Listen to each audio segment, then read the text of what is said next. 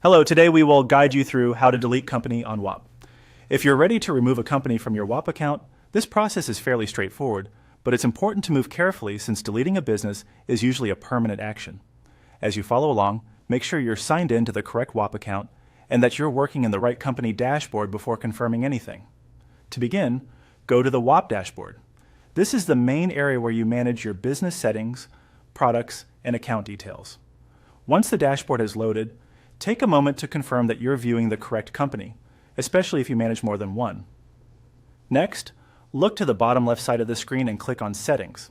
This section contains the core configuration options for the business, including administrative and account level controls. If you don't immediately see the option, give the page a second to fully load and then check the lower left navigation area again. After opening Settings, scroll all the way down toward the bottom of the page.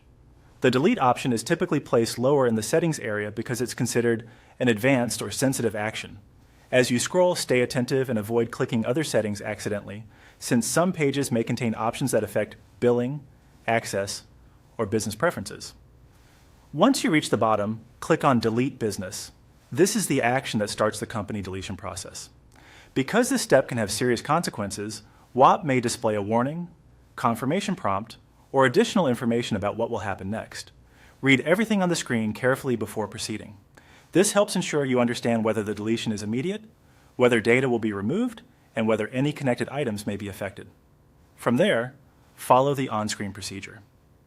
Whop may ask you to confirm your choice through one or more prompts before the business is officially deleted. Complete each part exactly as shown on your screen. If there is a final confirmation message, review it one last time to be certain you're deleting the correct company. And that's it. Once you finish the on-screen confirmation process, your company deletion request should be completed. If anything looks different from what you expected, pause and review each screen before continuing. Taking an extra few seconds here can help prevent mistakes. Thanks for watching, and we hope this guide helped you successfully delete a company on Whop.